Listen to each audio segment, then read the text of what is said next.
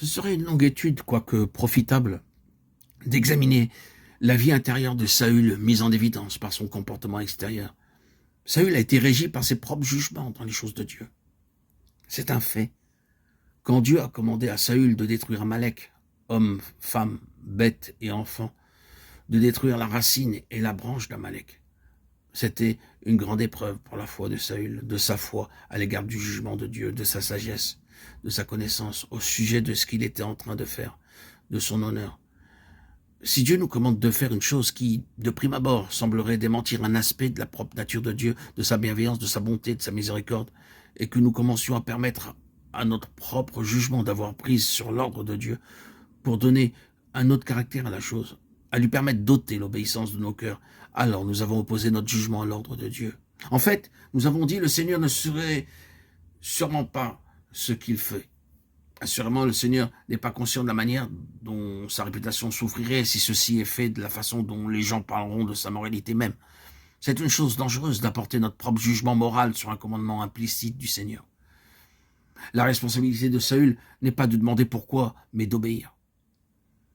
Rappelons les paroles de Samuel à Saül. « Voici, l'obéissance vaut mieux que les sacrifices, et l'observation de sa parole vaut mieux que la graisse des béliers. » 1 Samuel 15, 22.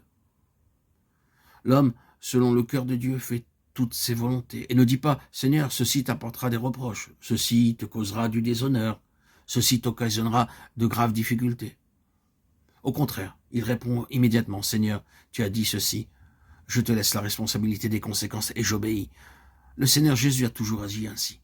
À cause de cela, il a été mal compris, mais il l'a fait. Saül a été influencé dans sa conduite par ses propres sentiments, ses propres sympathies, antipathies et ses préférences. Il a blâmé le peuple, il est vrai, mais c'était lui-même qui était fautif après tout. C'était son jugement qui œuvrait par le moyen de ses sentiments. En fait, il a dit, c'est un grand dommage de détruire cela. Voici quelque chose qui semble tellement bon qu'il l'est selon toutes les normes d'un jugement saint, et le Seigneur dit de le détruire. Quel dommage. Pourquoi ne pas le donner à Dieu en sacrifice? Or, nous savons qu'en vérité, il y a ces deux aspects dans l'homme naturel, un bon côté et un mauvais. Ne nous sommes-nous pas souvent trouvés pour notre part disant en fait, remettons ce qui est bon à Dieu. Nous sommes tous disposés à rejeter le côté très coupable, mais donnons au Seigneur le bon qui est en nous. À ses yeux, toute notre justice est comme un vêtement souillé. La nouvelle création de Dieu n'est pas un rapiessage de l'ancienne. C'est une chose entièrement nouvelle, et l'ancienne doit disparaître. Saül s'est trompé sur cette chose même. Il a déduit que le meilleur devait être donné à Dieu, alors que Dieu avait dit « détruisez absolument tout ». L'homme, selon le cœur de Dieu, ne fait pas des bévues comme celle-là. Sa question en lui-même est « qu'a dit le Seigneur ?» Aucune place n'est donnée à une autre recherche. Qu'est-ce que je ressens à ce sujet?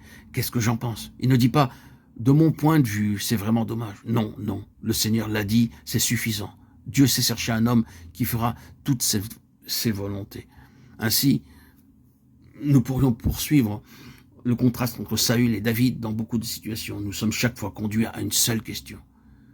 Tout indique une seule direction. Cet homme renoncera-t-il à ses propres jugements, ses propres sentiments, ses propres normes? Soumettra-t-il son être entier à la volonté de Dieu? Ou aura-t-il des réserves en raison de la manière dont il considère les choses? Aimer Dieu en question